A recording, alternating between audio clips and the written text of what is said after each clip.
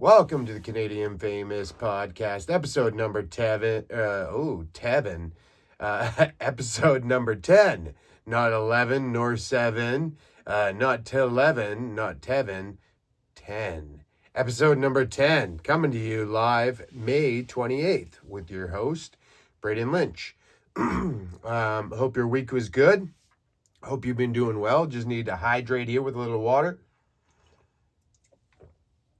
I've been feeling like I've been more dehydrated lately. And I think it's maybe just because I kind of just hate water, Now that I'm not drinking as much, I just, I just hate doing it. I hate drinking water. It's just a unnecessary part of life. I wish you could smoke water. It is crazy, water like the oceans and stuff like that, and how fresh water is the only water we can drink. Like I saw that another billionaire is wanting to go down to the Titanic. It's like, have we not figured out that this isn't going to work? Like, you're going to build another sub and you're going to go down to see the wreckage of the sub and the Titanic? Like, what is wrong with you? What about that says hey, maybe that's not a good idea? It's like fucking with a steak or something. It's like, that's just, it's going to bite you. It's not good for you. It's not going to work. The risk is not worth the reward, man. Drop a little robot down there. Dude, fucking, ooh, I saw it. I saw a video of it. You need to go down there. And how many people need to die before you figure it out? Billionaires taking subs down to the Titanic. It's just blows my mind. It's deep thinking. It's just, life must suck when you're a billionaire, and it's just oh yeah, it's terrible going I think, was it Mar-a-Lago, golfing every day, get my dick sucked, fucking doing coke, all these, doing whatever. You're a billionaire. You're a billionaire, living the dream. Oh yeah, why don't I just take a sub down to the deepest part of the ocean and fucking kill myself? Because that's basically what you're fucking saying. It's incredible. I hope the octopuses eat you. I hope the octopuses eat you, buddy. Makes you think about they didn't have video of the subway or of the submarine cracking, I don't think, maybe they did have a live feed and it just went off, and I can't quite remember how that happened, but it'd be crazy if it was just like a deep sea creature and it's just fucking little what's the Kraken, the Nova Scotian Kraken, we're here to take your jobs. I don't know what that was. A lot of Kraken, smoking the Kraken. Why is it that all the crackheads got, the crackhead face sucked in I think it's when you start smoking crack, there's got to be a thing where it's oh, you've reached that point of addiction. And it's once you hit a certain phase with it, it's your face just gets stuck in the sucking, in the sucking on the crack pipe. You're sucking on it so long, that it's eventually you do it long enough that your face is just and then it's just stuck like that and you go walk around like that. I feel bad for it, man, but god damn, there are a ton of them. I was out golfing today and there was this guy sitting underneath the tree, and it looked like he had a little bag with him and whatever. So he's underneath the tree and he's right in my wheelhouse as I'm going to tee off. And and I'd been practicing, right? I'm out by myself. And I'm out practicing, and I'm kind of this guy's right in my wheelhouse. Then it took me back to Mexico or Costa Rica. They would hang out kind of over in the bushes, and then they'd come up and try and sell you golf balls. And that's not what this guy was doing. I thought that's what he was doing, but it was not. And I shanked one, and I was trying not to. Obviously, the guy's sitting under the tree. Didn't want interaction with him. I'm nervous. Even when I thought he might be selling balls, I'm oh, I don't want to hit the ball close to him, obviously. So I hit it, and I kind of shank it, and it goes right into the fucking tree. And I saw this guy kind of, and he freaked out, and he didn't move or he didn't run away or anything. He was just I saw him just kind of startled or whatever. So then I hit another one, And of course, it goes the complete opposite side. Deep, doesn't hit the green, because why would it, right? And then I fluffed another one, and then so I was practicing. So I hit another one, and then I like smacked the tree again. And this one was closer to him, and he really got startled that time. He probably thought I was just rifling shots at him. But then I got up there, and I saw he was like, he was having a time. He had a bottle. I don't know if it was mouthwash. The one guy later said that it was mouthwash, but I don't know. I didn't see it. I saw he had a little Mickey and he was hooching on her and talking to himself. So, like I said, I think it was last week or the week before when Jam Easy was on here. It's not the crack, not the sucking up on the crack, sucking on the crack pipe, getting their face stuck. Just it's not them that freak out and talking to themselves. I think it's booze. It's when you're drunk. It's when you're all boozed up and you're yeah. And so this guy was doing that out on the golf course. I fired. I didn't mean to fire the golf balls at him, but they got close. And then I came up and he started talking to himself, and I was like a little scared, but I did have a 9-iron in my hand, and I'm like, oh well, comes to fuck with me, fucking 9-iron right to the dick, buddy. I think I did par after that. I was all nervous. I went and I chipped her tight. Survival instinct kicked in there. But then later I was on like the next hole and I heard like there was this guy underneath the bridge, and I don't know if it was that guy, and he left and then he was under the bridge and he just started yelling and he fucking bitches, and he was going crazy. And that like teenager instinct in me was just like, fuck, I wish I would have known, like heard that when I was teeing off, because I would have wanted to drive a ball over at the bridge. Like, you kind of want to, if somebody's going crazy, you kind of want to rifle a golf ball at them and hit them, That's the teenage juvenile in me, right?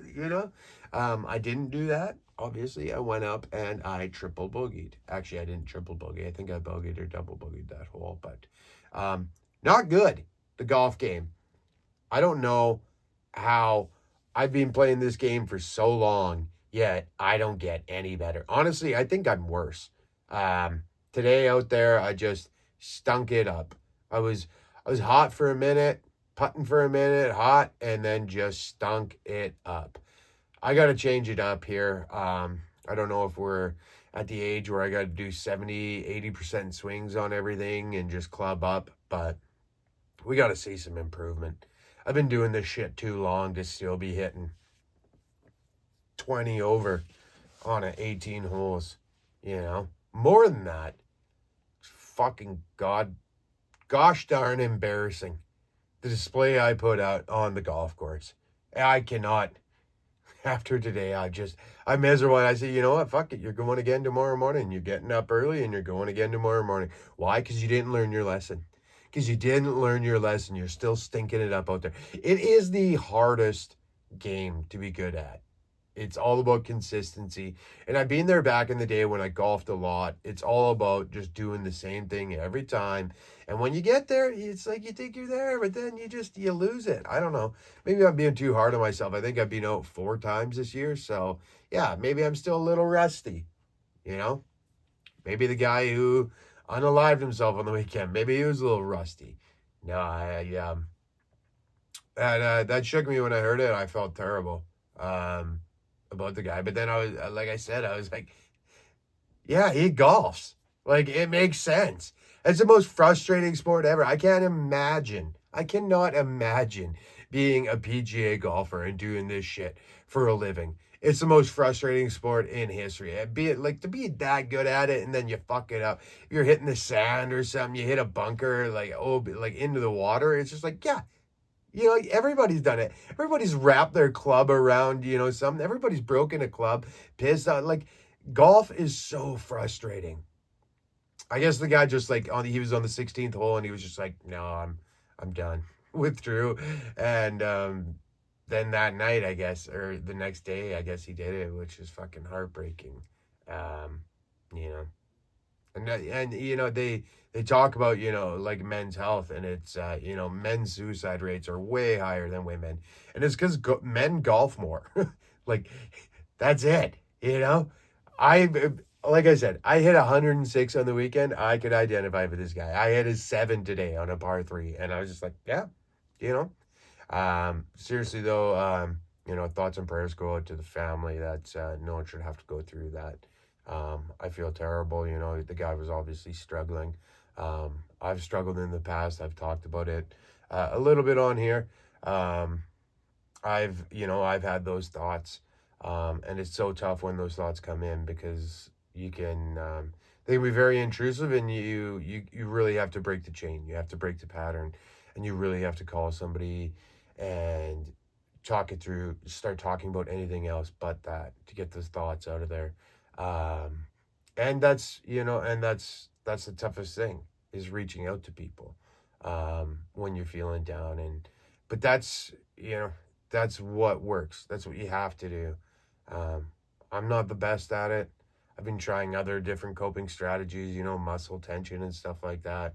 I haven't had a whole lot of stuff that's been driving me crazy lately. Sometimes, honestly, my worst enemy is social media and the phone. As I'm doing this, like I say, I wake up in the morning, if I go on TikTok or Instagram and see a video, recent news, it just bums me out. And I just start my day off like mad, seeing, stuff from the war over in the Middle East. It just shakes you. And you're just like, what in the fuck? Like, how long are we going to go through this? What's going to change, And a guy wants to invest in the future. Like, you want to do, like, you put your money away, a 401k for retirement so that you can golf every day when you're retired and fucking lose your mind then. Buy your house, have the family, have the kids, and all the rest of it, but I don't know how much longer we sustain this. There's so much disconnect in society right now with the wars and everything, protest. It's very obvious that there's people pulling strings up in very high government positions. I think, anyways, and I feel like a lot of people know it, and it just keeps happening, and they're so powerful that it doesn't matter. No one can do anything about it. Um, I don't know how much longer we keep going like this. That's why I try and live my life. I try and bring humor and joy to people through my comedy. I hope you guys enjoy this. Thank you for tuning in and listening. Share it with a friend. Share it with a family member. Maybe not a family member. Share it with someone. Tag someone. When I share it on Facebook or when I share the links on Instagram, just tag someone. That would mean a lot to me. It helps me out. Anytime you see any of my content online on social media, just comment, tag me, tag somebody. Just comment, drop a fire emoji, drop a ha ha emoji. Anything, any kind of engagement helps. So if you are listening out there, and you see me on social media and stuff like that, engage. Send me a message. I'll hit you back. I wanted to do that. I did that yesterday. I said, ask me anything. And there were two people who reached out. Only two, hey? You fucking piece of shit. No, I'm just kidding. It's great. It's great. Two people. We got two people. Engaging, asking me anything. I thought that there was gonna be a lot more. I thought people were gonna chirp me a lot, but that didn't happen. So, the one question I said was, why do you think Canadian artists don't get enough recognition for their act? And I mean, honestly, that was Ariel from Toronto who said that. Why do Canadian artists not get enough recognition for their craft? And honestly, I think it's the smaller market. There's 35 million people in the country of Canada. I think we're close to 40 million now, maybe. Don't quote me on it. I don't know. But it's not a whole lot. It's not a whole lot. If you look at, the percentage of how many of those are using phones, probably quite a bit. Probably 20 million, I'd say, I guess. So, I mean, it shouldn't be as hard to get recognition here. And I think it's starting to change a little bit with the social media stuff, which is crazy. Why everything is so messed up in terms of, I guess, comedy. Maybe it is better now that you can go viral and you can get a following, and then you can go to other places in the world, like internationally, and sell out because people can see your stuff more now than they could in the 90s or 2000s or stuff like that. I don't know. I know the Canadian artists are very talented.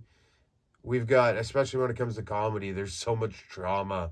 There's so much living in, Canadian winters. Just, I swear, it just makes you funny.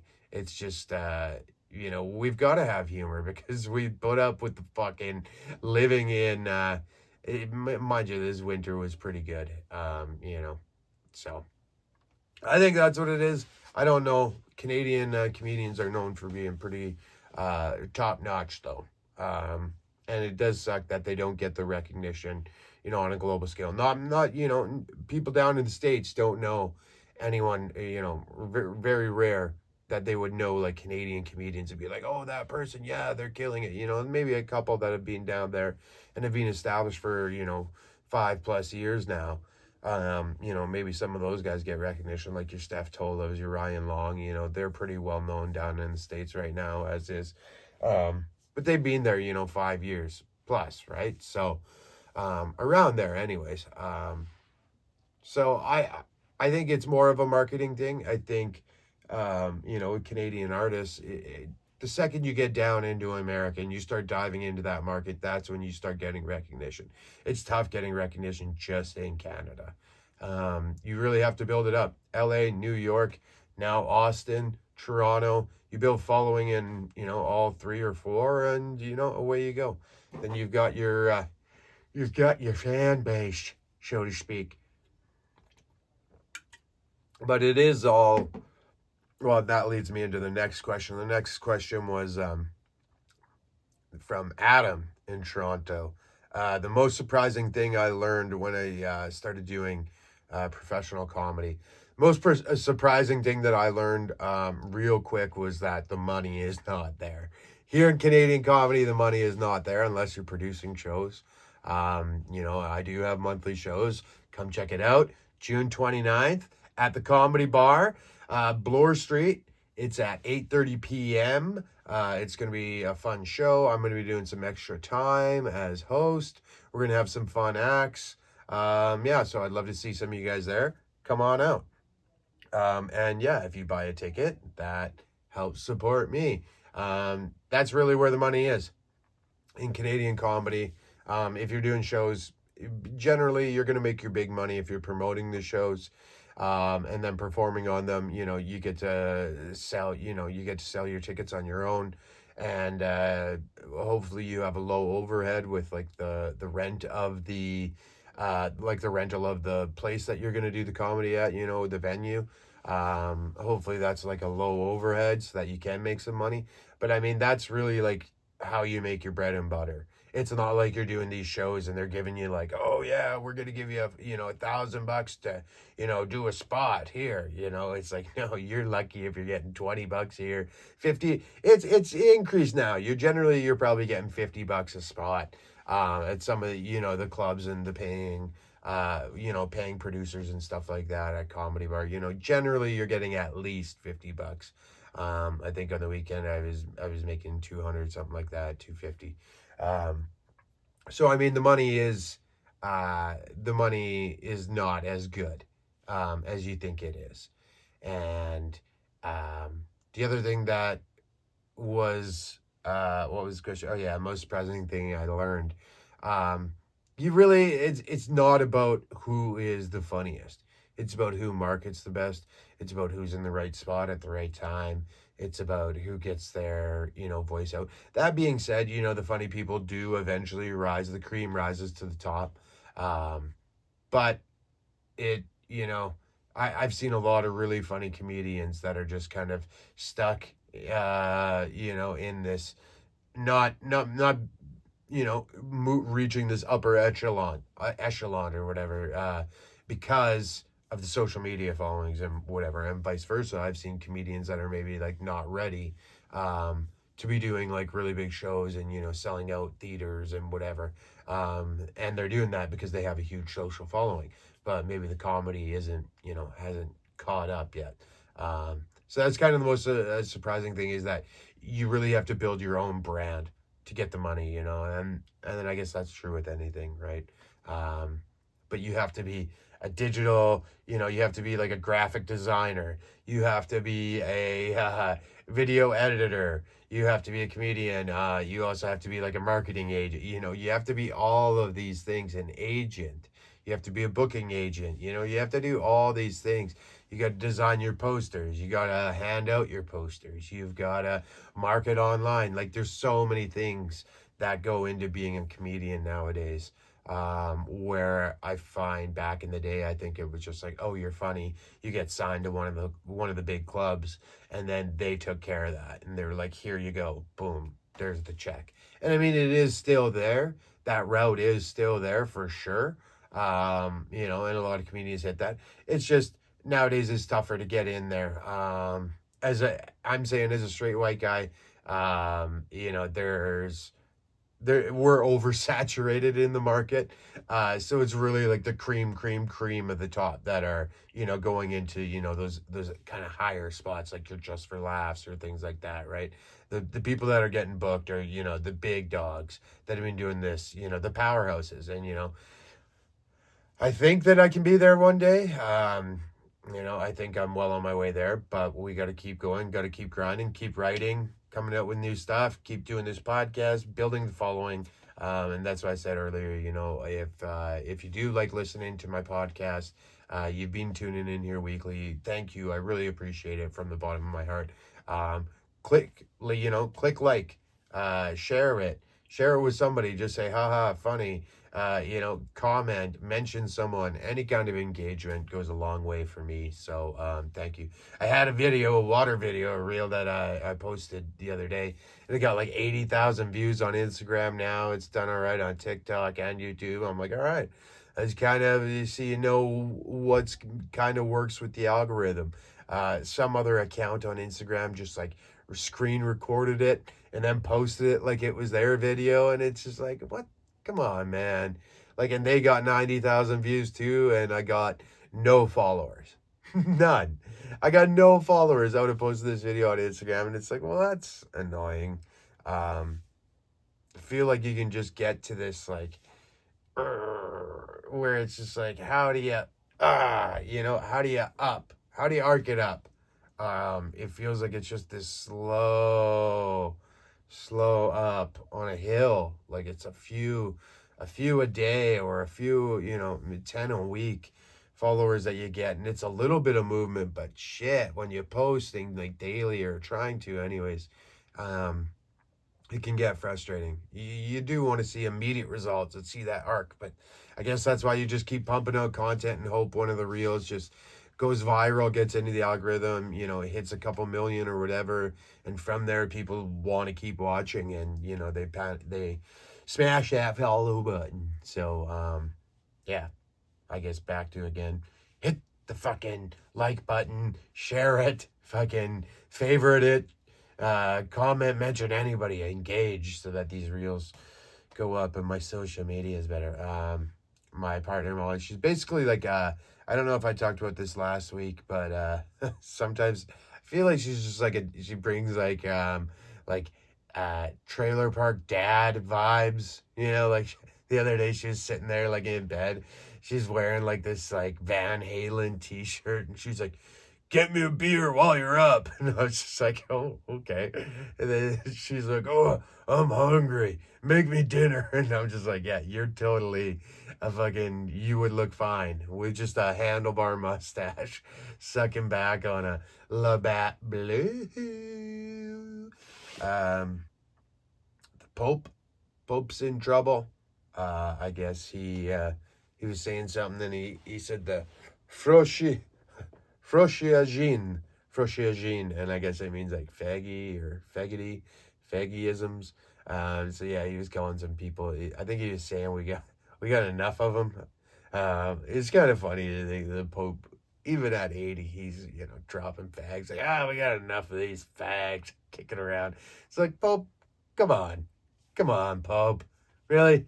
Like, you're God's, like, you went through it, you said that, it was all good, you said that God's cool with the gays, and then you got to drop and be like, oh, wow, we got enough frociagini, which is like, frociagini, that makes that's a pretty good word for homosexual, frociagini. So yeah, the Pope called a bunch of frociginis, and they're all mad. They're all mad at the Pope, and they should be. Get her together, Pope. You said it was cool, and now you're just chirping. And you blame him? He's one of these dudes. He's in 80s. It's like, oh yeah, my grandpa. My grandpa was so racist. He was so racist. It's like, well, you're not going to change him. Obviously, the Pope is racist. That makes sense. It's just like the golfer killing himself. It makes sense. Golf is tough. You know, I feel bad. Feel bad for the family of the golfer. I think, that guy, it sounded like he struggled with addiction and stuff like that. And I don't wish that on anyone. It's awful. And the Pope just keep digging himself into deeper holes, calling people frociginis. Frocigini. What else? I got PGA golfer. Yeah, we got that. Oh yeah. The other day we went to we were at this like brewery, and I'm around it. I think I'm 97 days sober now, and so we go into the brewery, and I go in there with my partner, Molly, and we're going in and we're gonna have dinner, and so we're having like a lunch, and I order a non-alcoholic beer. And I get it, and as I'm pouring it, the girl's like, "Oh yeah, that one's really good." And I'm like, "Yeah, I've had it before. It is pretty good." And she's like, "Yeah, well, we've got like, I don't know if you can have like low alcohol, but like we've got other ones like a microbrew, and it's like 3.2%." And I was just like, "Oh yeah, that'd be good." And I'm like, "Wait a minute, like that's a beer. That's a full beer." And she's like trying to pawn it off, like, "Oh, it's like 0.3." And I'm like, "No, it's not 0.3. That's 3.2%. I drank 3 of those puppies. That's 2 fulls." Like, we're definitely rocking the cradle at that time. I don't know. Rocking the cradle is not the not the expression I wanted right there, but that was or adjective. That wasn't the adjective I wanted there. I should take a class for my English, learn a little bit of literature, a little bit of speech, practice my dialogue. I'm so Saskatchewan sometimes. That's all right though. You gotta swallow where you're from. You gotta be proud of it. I mean, I'm proud that I did grow up in Saskatchewan. I do like it. But some of it you just shake your head at. You just really, really. Being where you're from, I think like, I'm happy that I'm from Saskatchewan. Just, some of the people just a little racist. Just it's there, you know. It's like southern states. But honestly, I think the southern states are like the most like politically correct people going. Like they were the first like PC, right? Like they're not doing any of the gender identities, right? Like the he, him, or she, her. They're not identifying people by their genders. They've always just been like, "Oh, y'all come over here. Y'all bring me that. Y'all bring me them beans. Y'all bring me them collard greens. Y'all bring me them sprouts." Y'all. That's inclusive. That is gender inclusive. Who would have thought the southern states would be the most, and the first politically correct people? Southern states. They say y'all, not gender identifying politics. The other day I saw there was like this big, like, I was over by the airport, and there's like all these cabs lined up. There had to have been like, maybe like 50 cabs, like all parked over by the airport. I'm like, oh, it must have been a big fight coming in, and they thought there were big cabs. But then there were like little groups of the cab drivers, and they were like, I said the Pabs. I wonder why I thought that. There was little groups of the cab drivers, and they were all like discussing, like huddling, and it seemed like they were on like their own little like gangs. And I just like started thinking it was like The Sopranos, or not The Sopranos, like The Godfather. Just heard like the puppeteer song, like like they're just like colluding. It's like, we need to arrange a meeting with the head of the 5 families of the taxi. And then they're all sitting there like, we have to take down Uber. You cannot go on. They're doing the surge pricing. I've got no other explanation for why there were 50 taxis just parked beside the airport. It's the Billy Bishop downtown. I don't think there's big enough planes that land there. And they're like, oh yeah, we're going to use all 50 of these taxis. You're going to be, no. They were doing some fishy taxi scheme, I think. I don't think that's just, that's just what I think. It's my opinion. I'm allowed my opinion. Everyone's allowed their opinion. Everyone's allowed their opinion.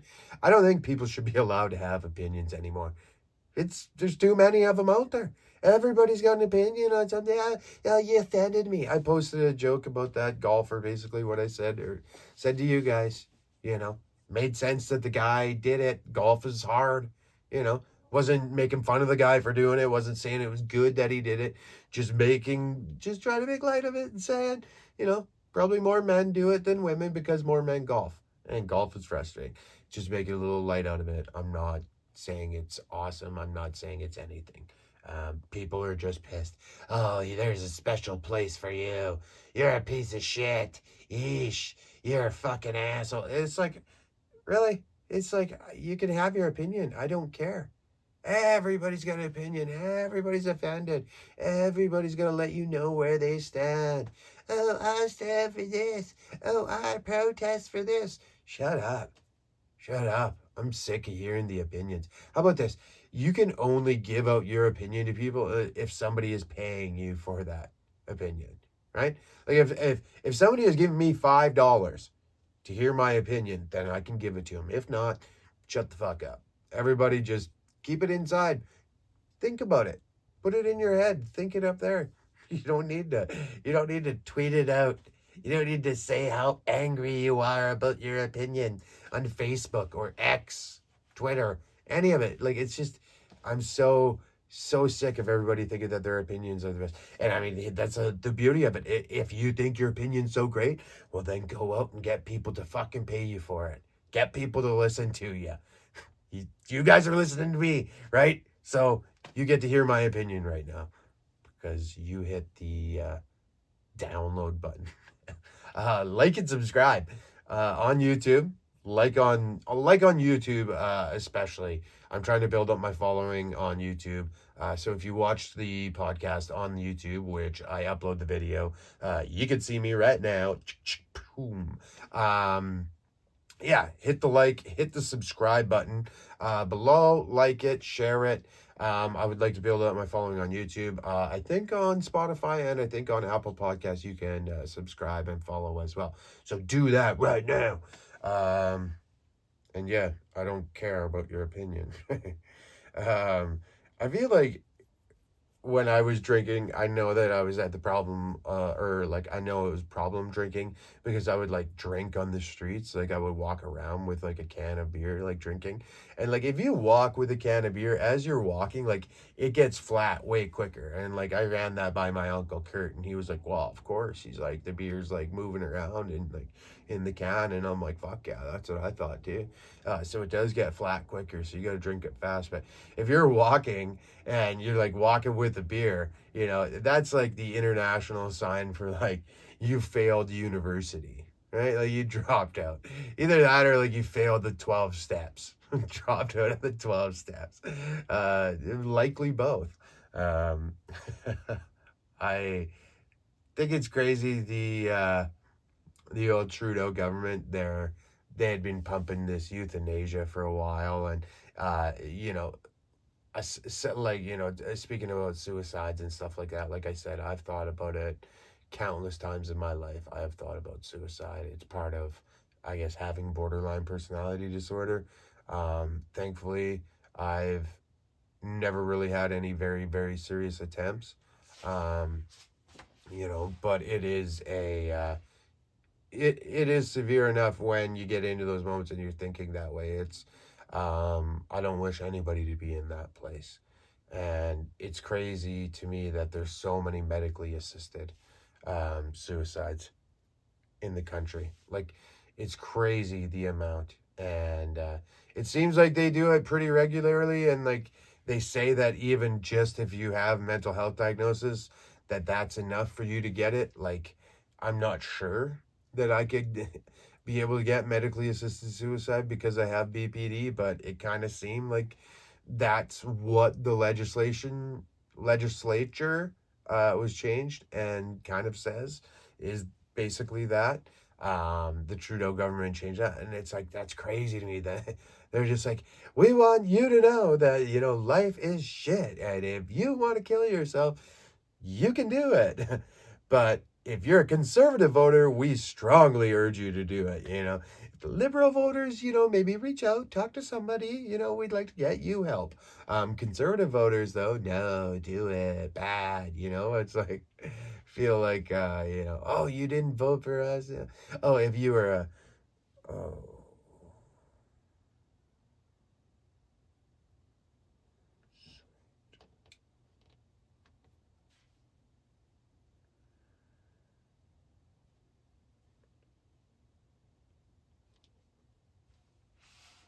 All right. We had low battery there. It cut out. Okay. So we got low battery. I guess I'll finish off the podcast here. And yeah, so that's been the what did I have? Euthanasia, basically it.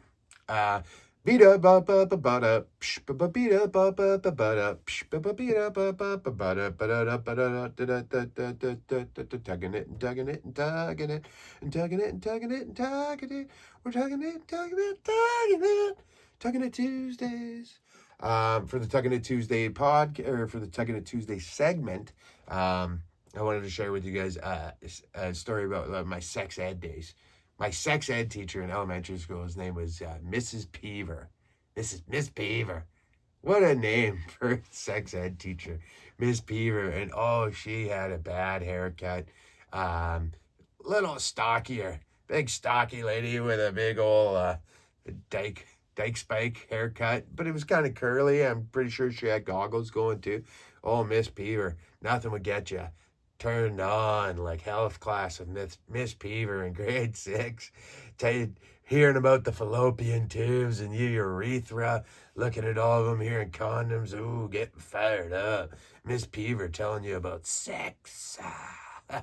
I remember we had health class with Miss Peever. We were all talking about the jizz and all the good stuff, right? And afterwards, I'm like, I think we had lunch or whatever, and then I'm sitting in class, and our teacher was like, our teacher was a rocket. I'm gonna say grade 6, Miss Orthner, total babe. And she's going on and she's talking, and I've got no idea what she's saying because I am just staring at her breasts. And I am thinking everything that I learned in Miss Peever's sex ed class right before that. I'm thinking of doing all of that to her. I'm like, oh, I would use a condom on her, but maybe not, and get sperm. And it's like, just all the weird things that are going through a young adolescent boy's mind after sex ed with Miss Peever. And then Miss Arthur just goes, Braydon! And I'm like, and she had to have caught me staring at her titties. And she's like, what did I just say? And I'm like, just blurted out an answer, and she's like, pay attention. And I'm like, well, it's paying attention to sex ed. Paying attention to sex ed. Maybe not in math. Maybe make fucking 10 plus 34 instead of 44. You make it a little more exciting. Talk about a little titty. Get me into it. Like Miss Peever did. All right, guys, that's been the podcast. Hopefully you listen on YouTube so that you can catch it to the end. Sorry for the little mishap here. This is battery powered. I'm going to have to get a cord to get this thing where it's just got a full functioning power to it. So sorry for the technical glitch. But yeah, that's been the podcast. Thank you for tuning in. Peace.